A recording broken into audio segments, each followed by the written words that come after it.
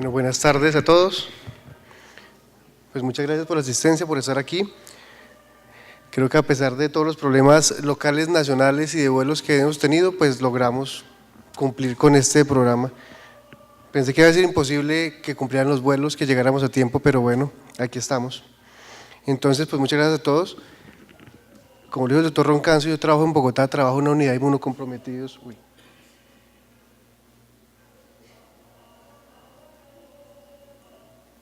¿Qué pasó?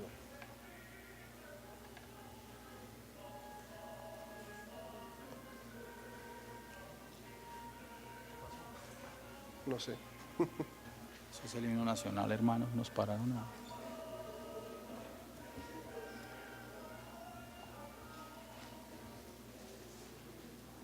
Cuando le ponen una fiesta a Frank Sinatra, es que ya lo quieren echar, pues estaba funcionando bien. Nos ayuden de arriba, por favor, porque esto funcionó perfecto. ¿Qué pasará? Cerremos. En ese tiempo que nos queda, la idea es revisar algo con respecto a los herpes virus, a la enfermedad por herpes zóster, cuál es el impacto real que tienen en estos momentos, porque se ha vuelto importante y desde medicina interna y aún más de infectología cobra importancia, cuál es el manejo y los estudios nuevos que hay para prevención, que inclusive creo que son las cosas más importantes que tenemos publicadas en los últimos 10 años con respecto a esta patología. Esta patología pasó de ser algo que todos veíamos que en cuidado primario veíamos todo el tiempo, en la cual lastimosamente los pacientes quedaban con secuelas, complicaciones, neuralgia posherpética, y la idea es poder impactar en la historia natural de la enfermedad para poder evaluar cuáles medidas terapéuticas y de prevención pueden ayudar a cambiar el desenlace de estos pacientes. La primera diapositiva es la única de virología, porque lastimosamente cuando aprendimos virología era por allá hace mucho tiempo y entonces nos olvidó algunas bases. Los herpes virus es un grupo muy grande en el cual aparecen 9 tipos de virus, de los cuales ustedes conocen los más relevantes: el herpes tipo 1, el herpes simplex tipo 2, varicela zoster, el virus del Epstein-Barr, que es conocido por enfermedades en la adolescencia como la mononucleosis infecciosa, el linfoma en algunos pacientes especialmente post-trasplante, el citomegalovirus, también es muy importante en las fases iniciales de la vida y en los pacientes inmunocomprometidos, los herpes 6, 7 y 8, de los cuales el 8, yo siempre digo que el 8 es el más común y el que más vemos porque son los pacientes con infección por VIH en fase SIDA que hacen sarcoma de Kaposi, pero curiosamente esta semana y hace 2 semanas tuvimos una encefalitis por herpes 6 que yo creo que nunca habíamos visto, pero en la medida en que llegan pruebas moleculares nuevas, como el FINRAI en las pruebas de líquido cefalorraquídeo, podemos evaluar esos pacientes y tenemos diagnósticos de encefalitis que antes no teníamos, por eso utilidad de esas pruebas diagnósticas. Los herpes virus todos son virus DNA de doble cadena y como ustedes conocen, los virus se replican en el núcleo celular, se quedan ahí latentes de por vida y los pacientes permanecen asintomáticos por un gran periodo de tiempo hasta cuando luego se reactiva la enfermedad. En esta diapositiva solamente quiero mostrar que hace mucho tiempo, cuando no se conocía la virología ni la microbiología, ni tampoco había herramientas para poder estudiar toda esa parte microbiológica, alguien que en ese momento eran dermatólogos y trataban enfermedades venéreas, describía algunas cosas importantes, todo era muy descriptivo, pero vean lo importante y lo relevante que él dice. Él dice aquí que en su consulta o en su experiencia está viendo algunos pacientes que él diagnostica con varicela, que también luego diagnostica con zóster, que parece que van y vienen, que los que tienen varicela pueden tener zóster, él dice que los que tienen zóster pueden también tener varicela. Él dice aquí de una forma bastante humilde en la cual dice, no sé si es una pura coincidencia lo que estoy viendo, pero esto amerita más estudio. Yo sugiero que se amplíen los estudios, que se piense en esto y puede ser que las enfermedades sean similares, parecidas, si no lo mismo. Vemos muchos años después cuando aprendemos ya virología, microbiología, que realmente es el mismo virus que produce la varicela en los niños y luego produce la reactivación en los adultos. Pero mediante la observación, que es como aprendimos muchas cosas en medicina, se ve esto y se puede avanzar también en todo el conocimiento de la enfermedad. Este cuadro es clásico y es conocido por todos ustedes, en la cual hay una infección primaria que usualmente es en las fases iniciales de la vida. Se considera que entre el 80 y el 90% de las personas no vacunadas pueden llegar a tener la infección que es la varicela. Creo que hay un punto muy importante y es dejar de ver la varicela como una enfermedad inocua, como una enfermedad que no produce nada, como algo, como dicen socialmente, que le tiene que dar a los niños y que es mejor que les dé de pequeño. porque la varicela también produce muertes, produce discapacidad, y se ha hecho estudios a nivel del impacto microeconómico y macroeconómico para un país, cuál es el ausentismo escolar de los niños que tienen varicela. Además, todos sabemos que el niño que tiene varicela, lo primero que hacen en los colegios, no sé por qué, es que al otro día ningún niño va al colegio, o la misma profesora le dice que no vuelvan al colegio porque hay un niño y hay un brote, en teoría, porque hay un niño con varicela.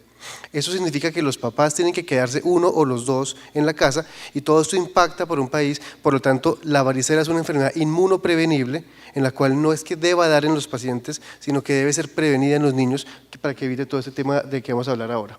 Luego se queda guardada, donde todos conocemos, y por allá en los 50, 60, 70 años aparece la reactivación. No se conoce muy bien la razón fisiopatológica por qué se reactiva en este momento, pero se sabe que hay un deterioro importante de la inmunidad celular. Especialmente hay un bloqueo de algunos represores de la activación del virus, en la cual aquí aparece la enfermedad, produce el zóster, y luego hay algunas consecuencias como la neuralgia posherpética. Entonces nos vamos a referir a esto y vamos a ver cuál es el impacto de la enfermedad. O sea, ¿realmente es importante hablar de eso? Entonces se conoce que el 90% de la población que no fuimos vacunados, en su momento, tuvimos varicela. De estos, se dice que el 10 al 20% tienen riesgo de hacer un zóster. O sea, es un grupo poblacional muy grande que está expuesto, y además se conoce que las 3/4 partes de los pacientes tienen un zóster por encima de los 60 años. Y una vez empezamos a grabar los números, el número mágico pareciera en los estudios son 60 años. Porque son los estudios cómo se determinan los grupos poblacionales de riesgo que se evalúan, y se ve que la mayoría de pacientes es aquí donde producen la enfermedad. Es aquí donde entre más años, más probabilidad de neuralgia posherpética. Ya vamos a ver los estudios que han mostrado con todo esto. Todos hemos visto casos de zóster cercanos, en la familia, en los pacientes y en todos los demás. El riesgo de neuralgia posherpética es realmente lo importante de todo esto, porque es lo que genera discapacidad.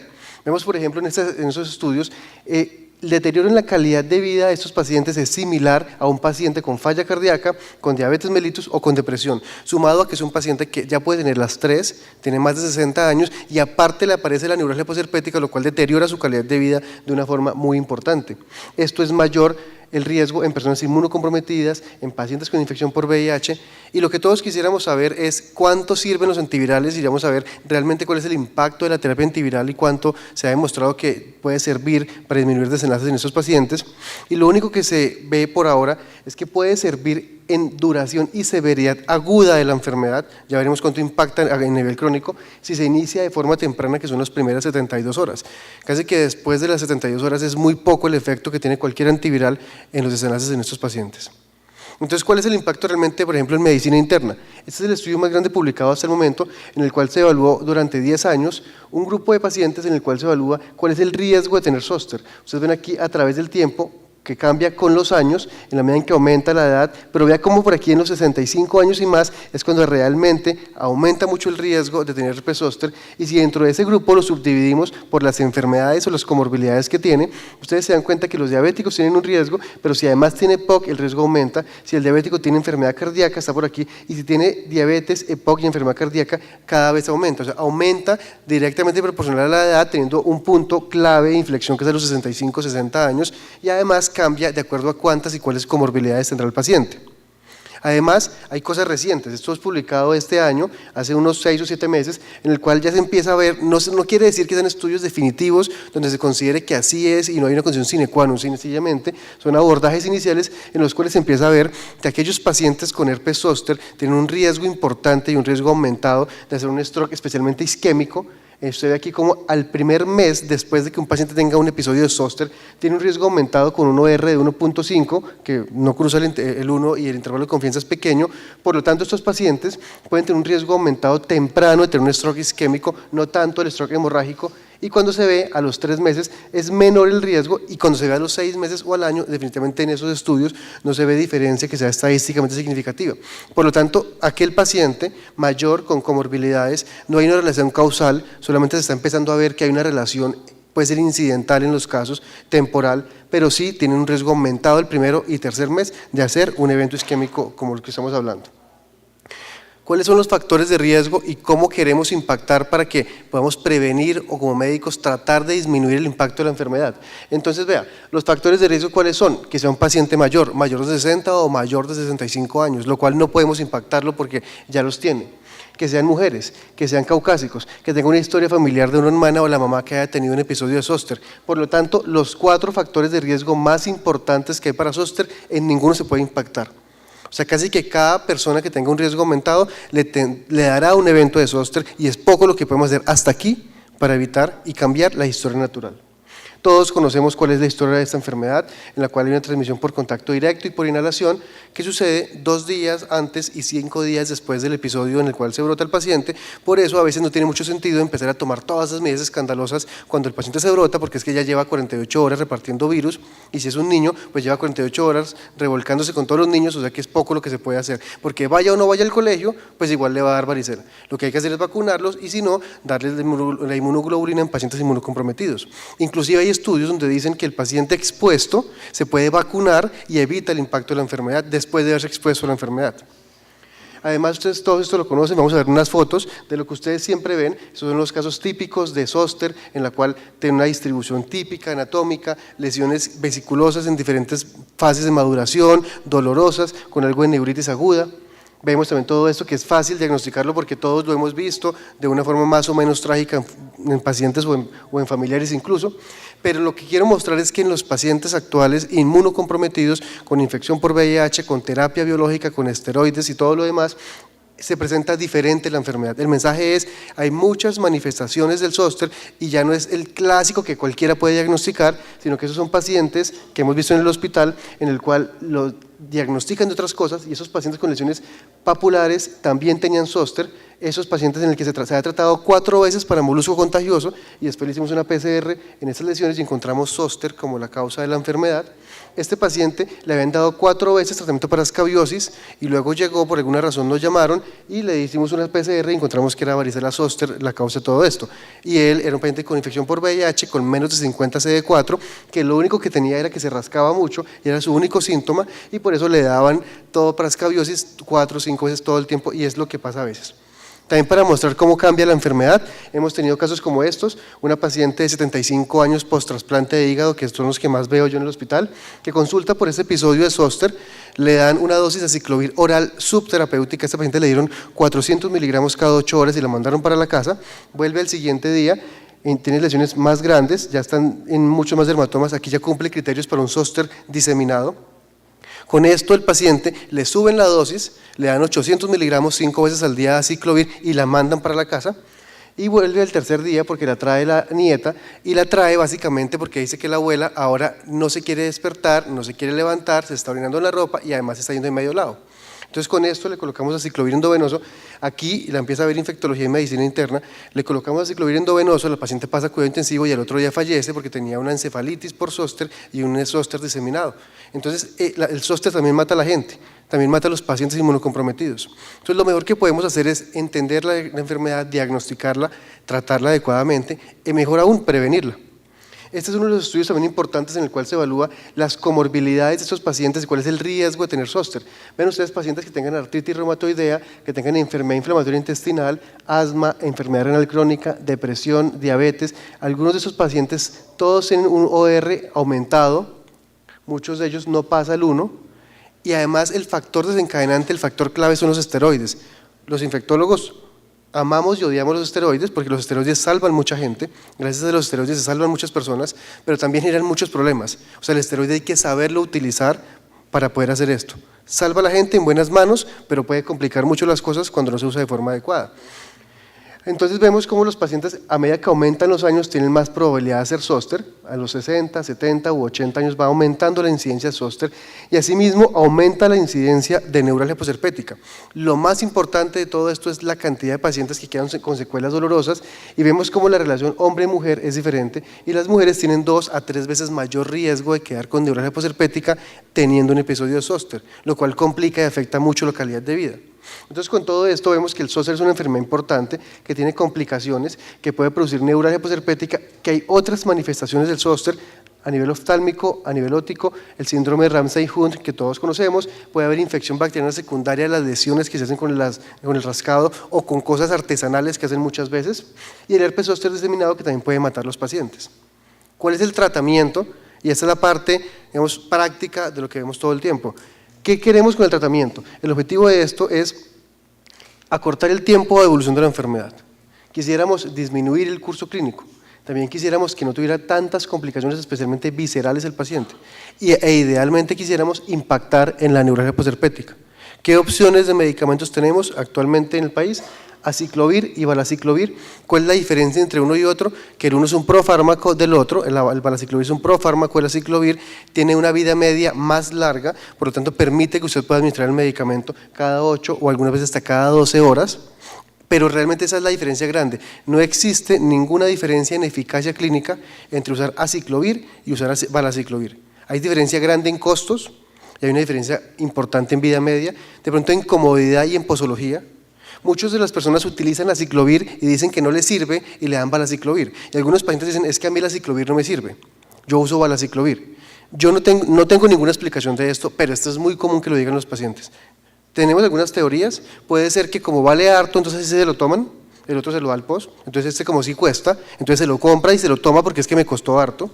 También puede ser que son menos cápsulas, menos veces al día, y el apego al tratamiento es mayor, pueden ser 500 miligramos o 1 gramo cada 8 horas, mientras que usted se da cuenta que son 800 miligramos 5 veces al día, que si usted llega a pensar en darle las cápsulas de 200 miligramos, tiene que darle 4, 5 veces al día. Eso quiere decir 20 diarias, por 7 días son 140. Entonces yo le pregunto, ¿cuánta gente en este país cumple con 140 tabletas, cápsulas o demás? Sencillamente no se las toma. Algunas veces, una vez tuvimos una historia con un residente que la familiar le trajo la bolsada de medicamentos y le dijo, doctor, es que usted se equivocó y le mandó mucho a mi papá. Entonces, ¿para que volver a formularlo? No, es que eso son 140 pepas. Y lo que le dijo fue, uy, no, se me va a morir de la gastritis. Porque el colombiano promedio le da gastritis no por tomar naproxeno ni aspirina, lo que le da gastritis es por tomar una cantidad de pepas. Entonces no se lo toman. Entonces puede ser que no cumplan con el tratamiento o que sencillamente lo dejan en la mitad. Pero realmente no hay diferencias en eficacia entre los dos, como habíamos hablado previamente. El tiempo de tratamiento son 7 días, en los pacientes inmunocomprometidos lo damos 10 a 14 días, pero realmente en los pacientes, por ejemplo, trasplantados, lo damos hasta que empiezan a mejorar la evolución de la enfermedad. Hemos tenido pacientes que hay que dar los 21 o hasta 28 días porque sigue apareciendo y depende del impacto de inmunosupresión que tengan en estos casos. El inicio de la terapia debe ser en los primeros 3 días, lo cual tampoco es fácil, porque a veces se pierde y se diluye el tiempo en autorizaciones y en más cosas, por lo tanto no cumplen el tratamiento de forma temprana. Y aquí 3 renglones que dan mucha información y son mensajes súper claves para mirar y llevar para trabajar todos los días. Los esteroides, ¿qué hacer con los esteroides? El uso de esteroides sí sirve, son 3 revisiones que hay de Cochrane en la cual los esteroides sí sirven para disminuir la neuritis aguda, o sea, el dolor neuropático agudo de la enfermedad. Esto es diferente a neuralgia posherpética. La neuralgia posherpética es el dolor que está por encima de 1 a 3 meses, depende de la sociedad internacional que lo vea, algunas hablan de 1 mes, otros hablan de 3 meses, pero el dolor que va más allá de 1 a 3 meses, ese paciente tiene neuralgia posherpética. El que no cumple eso tiene neuritis aguda y es una enfermedad diferente, con complicaciones y expectativas diferentes. Aquel paciente que tiene neuritis aguda o para prevenir e impactar en neuritis aguda, sí sirven los esteroides. Sí sirven, pero sí sirven a esta dosis. La dosis recomendada son 0.5 a 1 miligramo por kilo por día por 7 días. Entonces el punto es que usualmente los médicos damos 5 miligramos de prednisolona, 10 miligramos de prednisolona y se mantienen ahí. Eso es como un placebo para poder darle algo al paciente, pero no impactan nada. Sí le afecta a su sistema inmune, sí lo pone en un riesgo de enfermedades infecciosas, pero no le disminuye y no le sirve para esto. Entonces lo que uno dice es, si le va a dar esteroides y usted lo sabe utilizar y está encima del paciente y lo puede controlar, dé la dosis que es. O si no, mejor no las dé. O sea, o da la dosis que es por el tiempo que es, de la forma que se hace, o mejor no se ponga a inventar con los esteroides. Porque es que 10 miligramos de prednisolona para esto no le van a servir al paciente para nada y sí le generan muchas complicaciones y efectos adversos.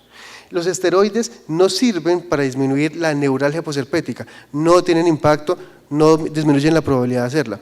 Los antivirales pueden servir en las fases iniciales para disminuir la enfermedad aguda, pero también los antivirales no impactan en neuralgia posherpética. Entonces ya vemos que hay pocas cosas, aunque hay algunas que sirven para la neuritis aguda o para el manejo agudo de la enfermedad, y en realidad para las complicaciones crónicas, especialmente neuralgia posherpética, es poco lo que tenemos.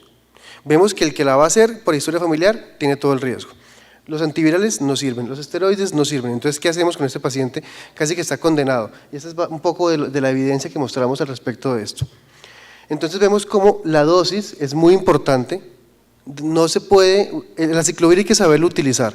Hay un estudio publicado en Infectio, que es un estudio aquí creo que de Medellín, en el cual se habla de la toxicidad del aciclovir, y hay un reporte de caso muy bonito en el cual siguen, creo que fue en San Vicente, en el cual evalúan cuando arrancan el aciclovir, el internista le hace una creatinina, se la hace a los 2 días y se la hace ahí para adelante y se dan cuenta cómo va subiendo cada vez más hasta que se dan cuenta que es una nefritis aguda por aciclovir, suspenden el aciclovir y empieza a mejorar el paciente. Más allá que esto, lo que puede uno entender es que la aciclovir hay que vigilar la función renal, hay que ajustarlo a la función renal y hay que vigilar la función renal de esos pacientes porque hay nefropatía por cristales aguda intersticial en la cual esos pacientes pueden complicar todo lo que ya de base venía muy mal. Asimismo, si usted va a aciclovir de la dosis, ¿qué es? Si es para zóster, la dosis son 800 miligramos 5 veces al día. Vea que esto es un artículo del New England, todos lo conocemos y todos lo hemos leído, y aquí dice cada 4 horas. Cada 4 horas son 6 veces al día. Y si vemos que hay una toxicidad y pues es una dosis alta, son 5 veces al día, lo cual es difícil dar los medicamentos 5 veces al día. Porque cómo le cuenta uno a la gente, que cada 4 la gente medio entiende, cada 6 horas, cada 8, 3 veces al día, pero 5 veces al día, ¿cada cuántas horas lo va a dar? Entonces usualmente cada quien tiene una forma de hacerlo, pero se puede dar cuando el paciente está despierto para poder dejar una fase en la que no sea el medicamento, desde el punto de vista farmacocinético es un desastre, porque se pierden las vidas medias en la noche, pero es bien complicado darlo 5 veces y que cumplan las personas, y el apego se puede perder mucho. ¿Cuándo dar aciclovir endovenoso? En pacientes de alto riesgo, los inmunocomprometidos. Lo que hacemos en ese momento en el hospital en el cual yo trabajo es que aquellos pacientes de riesgo, como inmunocomprometidos, trasplantados con VIH por debajo de 50 o 100 CD4, los dejamos en observación 24 horas para ver el curso de la enfermedad. Y al tiempo les damos salida o los dejamos hospitalizados, pero no los mandamos de una porque hemos tenido todas esas complicaciones hasta mortales en algunos escenarios. Cuando hay un herpes diseminado que tenga 2 o más dermatomas, o cuando definitivamente el paciente no tolera la vía oral, son las indicaciones para el aciclovir. La siguiente diapositiva es cargada y solamente quiero mostrar unos datos. El primero es que aquí en este estudio cambian la dosis de valaciclovir, pero el segundo es las interacciones medicamentosas. Entonces todos los que trabajamos, somos internistas, que algunos trabajan en cuidado intensivo o que ven pacientes con comorbilidades y trasplantados, vean cómo aciclovir y valaciclovir tienen una gran cantidad de interacciones medicamentosas y vean, muchas son de pacientes inmunocomprometidos. Aquí está sidobudina, micofenolato, aquí tacrolimus, hay muchos medicamentos que pueden hacer interacción con aciclovir y valaciclovir. Y al final, la última columna, tengan en cuenta que tenemos que ajustarlo a la función renal. Siempre hay que tener en cuenta esto, no sé hasta dónde será una recomendación, pero uno sí debería tener pendiente evaluar una creatinina a estos pacientes que va a dar dosis altas y con altos factores de riesgo para hacer alguna lesión. Hay otras indicaciones diferentes de aciclovir, hay muchas más, algunos dan manejo para el herpes simplex oral, para el herpes simplex oral recurrente, herpes simplex genital y también el recurrente, en el cual pues eso se vuelve el día a día, las dosis cambian y lo que uno ve es que la recurrencia de esta enfermedad es bastante frustrante, porque uno termina dándoles 3 meses, la gente dice, ¿cuánto tiempo le doy de profilaxis? 3 meses, 6 meses, 1 año. Lo que siempre pasa es que usted da 6 meses y a los 6 meses vuelve y recurre. Otro punto importante es que la eficacia de la profilaxis para las recurrencias es del 85% y en inmunocomprometidos 66%. Entonces es importante contarle al paciente que esto no es 100%. O sea, es importante darle las expectativas que realmente son reales. O sea, si usted tiene 6 episodios, pues vea, va a tener 1. Si tiene 7, de pronto va a tener uno y más suave, pero no va a ser 0. Porque si él tiene 1 y dice, no me sirvió para nada, esto no sirve para nada, la profilaxis es una basura, esto da lo mismo, pero realmente sí hubo un impacto, lo que pasa es que hay que contárselo al paciente. Y lo que siempre vemos en la consulta y es evaluar el antecedente y la historia de todo el comportamiento sexual de las personas, porque en muchos casos de herpes simplex genital recurrente, lo que hay es un círculo vicioso de tratamiento, recaída, con una o múltiples parejas. Y los que trabajamos en consulta externa algunas veces, en infectología, medicina interna y todos ustedes, se dan cuenta que tener datos creíbles de la vida sexual de los pacientes es muy complicado porque hay que tener suficiente empatía para que se la cuenten a uno. En urgencias es imposible porque máximo lo que hay es un biombo que separa un paciente del otro, entonces nadie le va a contar su vida sexual a un aparecido de 5 minutos cuando lo que separa al de al lado es un biombo y apenas le digan que es un paciente con VIH, el de al lado corre la cortina a ver quién es el que está al lado, que es lo que nos pasa en todos los sitios. Porque, y si no es que en la sala o en el staff de enfermería alguien dice, y le toca en la piel del paciente del VIH. Entonces de una vez todo el mundo está mirando quién es el extraterrestre que está con VIH. Eso nos pasa a todos. Entonces, todo esto hace que sea complicado a veces evaluar todos estos pacientes y hay que hacer una estrategia diferente para ellos. Al final, entonces les voy a mostrar más o menos algunos datos recientes que hay de prevención. Entonces ya hablamos del impacto de la enfermedad, de cuáles son las estrategias de manejo y por qué debemos manejar esta enfermedad, pero vamos a ver qué hacemos ahora, lo nuevo para prevención. Es de las cosas que ha impactado muchísimo y este es de los estudios clásicos ya publicado hace unos 12 años, en el cual se evaluó pacientes, cerca de 39.000 pacientes, todos mayores de 60 años, en el cual se dividió algunos pacientes en el grupo placebo y en el grupo de los vacunados, y ven ustedes cómo aquí se evaluó y encontraron 315 casos en los vacunados y 642 en el placebo para una eficacia y una disminución de la incidencia de la enfermedad del 51% del grupo de los vacunados por encima de 60 años, y además se encontró que también impacta en neuralgia posherpética. Hay una disminución en la incidencia de neuralgia del 67%, inclusive más que de zóster. Casi que hasta ese momento es la única intervención que tenemos basada en la evidencia que impacta en disminuir neuralgia posherpética. Todo lo demás pues, no tiene suficientes estudios, pero esto sí sirve, o sea, vacunar a los pacientes es una estrategia que puede ser útil para ayudar a estos desenlaces. Aquí vemos la incidencia de la enfermedad, más o menos 11 por 1000 personas año, y cuál puede ser la eficacia que tiene con cada uno de ellos. Por lo tanto, la gráfica que uno espera es que el grupo placebo tiene una gran cantidad de casos, la incidencia acumulada va aumentando cada vez a través del tiempo, y los pacientes vacunados tienen una diferencia bastante importante que es evidente aquí en la gráfica. O sea que con todo este estudio, que es del 2005, aparece la vacuna, que es de virus vivos atenuados, para colocar en pacientes por encima de 60 años. Luego, aparece un nuevo estudio, es del 2012, publicado en CID, en el cual se evalúa pacientes entre 50 y 59 años. Voy a pasar y me voy a devolver, aquí vemos la eficacia de esos pacientes es similar a la anterior, una eficacia similar, que está entre 70, 75, algunos 80%. Por lo tanto, este estudio lo que muestra es que incluso en los pacientes por encima de 50 años también sirve la vacuna, pero hay que hacer unas consideraciones. La primera es, vean la incidencia estimada de la enfermedad aquí, 6.6, y vean la incidencia estimada en este grupo, que son 11.12. O sea, estamos hablando de un grupo poblacional diferente. Quiere decir que ya cuando usted habla de la farmacoeconomía de eso, lo cual no soy experto y no es el tema de la conferencia, prevenir un episodio en ese grupo poblacional vale el doble de lo que valen los otros. Desde el punto de vista de farmacoeconomía es cuestionado si el grupo entre 50 y 59 años realmente impacta o cuánto cuesta en esos pacientes. Y hay otro punto adicional que es el que cobra más importancia, y es este que ustedes ven aquí. La vacuna de virus vivos atenuados de zóster pierde eficacia a través del tiempo. Ustedes se dan cuenta que aquí ven ustedes un rango grande entre 50 y 70% de eficacia del primer año, pero a través del tiempo vean año tras año cómo va cambiando, y vean por aquí el sexto año de los pacientes vacunados está entre el 0 y el 55%. Esto para vacuna no es bueno, porque entonces usted me dice, bueno, ¿y qué hacemos? Entonces resulta que usted me dice que el pico de incidencia son a los 60 años. Yo vacuné a mi papá a los 54, porque siempre la pregunta es, ¿y mi papá y mi hermano? Entonces yo les digo, vea, es que usted no puede actuar como médico de su papá y su hermano y el tiempo del mundo. Una cosa es la decisión estatal del ministerio, de las entidades de salud pública, y otra cosa es usted como hijo, como papá o como hermano. Eso es totalmente diferente. Entonces yo le digo, listo, usted lo vacunó a los 54 años, ¿sí? Así lo quiso. A los 60 años, usted no sabe dónde está entre el 0 y el 55%, pero entró al pico de riesgo de incidencia de la enfermedad. Entonces, ¿qué hacemos ahí? Algunos dicen, no, pues lo revacuna. Sí, lo puede revacunar, aunque no hay estudios grandes para revacunación, pero hay un costo. La vacuna es costosa y revacunar es más costoso. ¿Y cuánto sirve revacunar? Cuando todos sabemos que revacunar puede disminuir la inmunogenicidad y la eficacia de las vacunas en algunos casos, y no hay estudios que evalúen eso. Bueno, ¿y si tiene 67 años, lo vuelve a vacunar? ¿Y así hasta cuándo? Entonces son preguntas que hay un poco y hay que entender todo esto. Ahora, ¿qué pasa con otros grupos por encima de esto? Ustedes se dan cuenta aquí, el grupo de 50 a 59 años, la eficacia de la vacuna es el 70%, va entre 54 y 80%. Este grupo de 60 a 69, una eficacia del 64%, pero vea el grupo por encima de 70 años, tiene una eficacia del 38% con un intervalo que da del 28 al 52%. Entonces viene la otra pregunta, ¿y por encima de 70 también vacuno?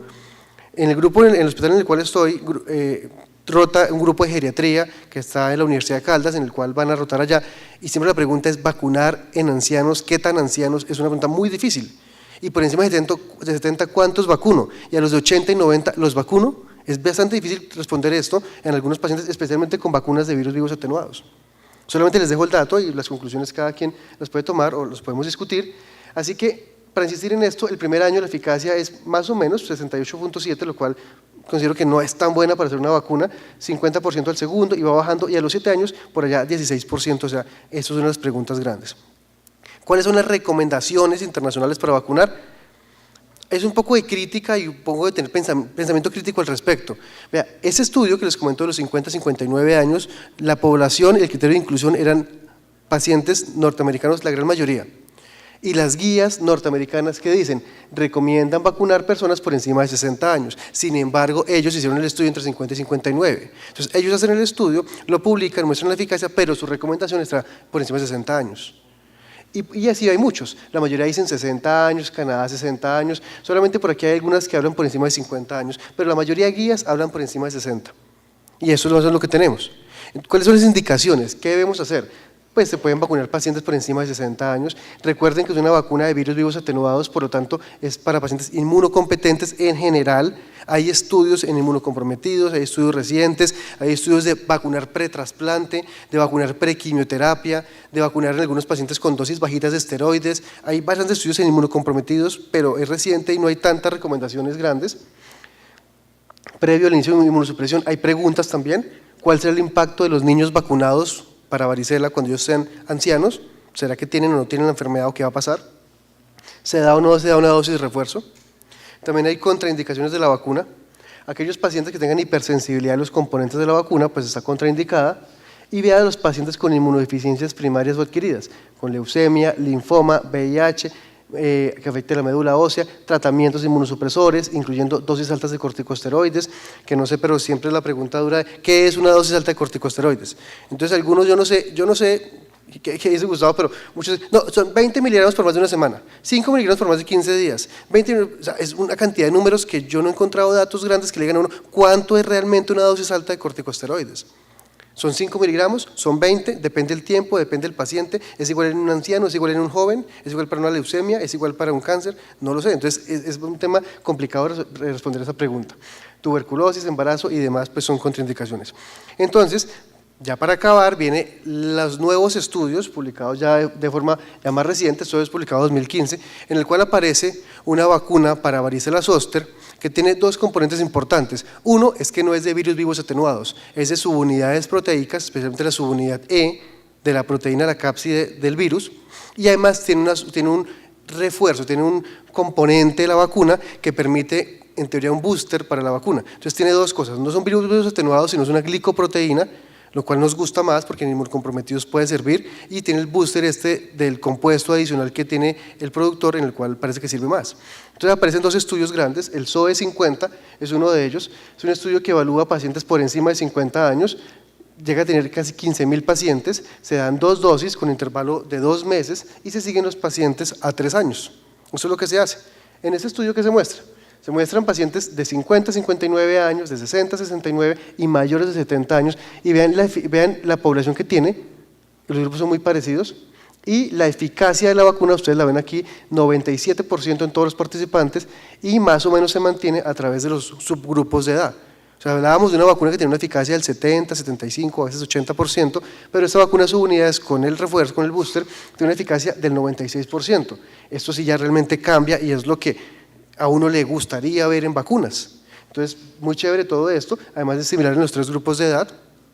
Viene un estudio más nuevo, que es en el 2016, el SOE 70. Hay pocos estudios en vacunas en pacientes muy grandes, en pacientes mayores, pero este es de los pocos estudios. Evalúa 14.000 pacientes con un seguimiento a 3.7 años, todos son pacientes mayores de 70 años, aquí está todo el medicamento, y vean la eficacia que ellos muestran aquí, esto es muy grande, pero solamente les muestro aquí, la eficacia de estos pacientes es del 90%, para este grupo de 70 a 79 años, y inclusive del 90 o del 89% para aquellos pacientes por encima de 80 años. O sea, en el estudio hacen un subgrupo de los que están por encima de 80 años.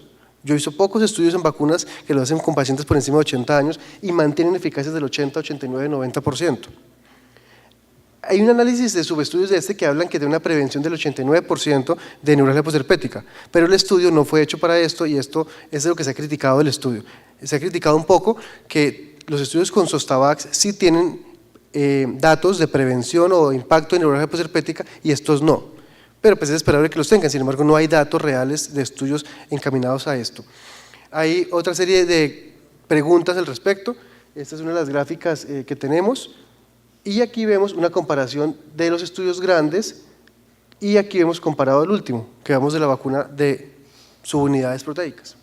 Ustedes se dan cuenta aquí la eficacia de la vacuna contra la incidencia de herpes zóster, 97% versus 51%, y en esos estudios que fue a largo plazo bajaba hasta 21%. Y aquí es la crítica que les comento, en el cual este estudio, el SOE 50, no se hizo para evaluar impacto en neuralgia posherpética, aunque sí hay datos, pero pues siendo estrictos no se hizo para eso. Esta vacuna de subunidades fue aprobada de forma unánime hace 2 semanas en la FDA, ya está aprobada. Había problemas, y era que el vehículo con el cual se hacía la vacuna no estaba aprobado por la FDA, ese booster no se conocía muy bien qué era, pero ya se aprobó, hace 2 semanas se aprobó. Quedan muchas preguntas aquí. Una de las más importantes es cuánto va a costar la vacuna. Esa es de las preocupaciones grandes. Si ya sabemos que la Zoster Zostavax es costoso para hacer una medida de impacto poblacional, y esta vemos que es mejor, ¿cuánto va a costar esto? ¿Cuánto será el alcance? ¿Cuánto se manejará el tema del mercadeo? O sea, yo no tengo ni idea, porque esto no se ha visto precio, nadie ha dicho cuánto va a costar. Son 2 dosis, entonces es una cosa por resolver.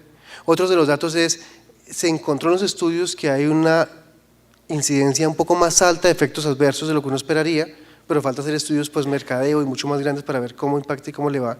Es una muy buena posibilidad, es de las esperanzas que tenemos, especialmente en pacientes inmunocomprometidos. Esto es lo que quisiéramos tener, aquel paciente con infección por VIH, con bajo CD4, post-trasplantado.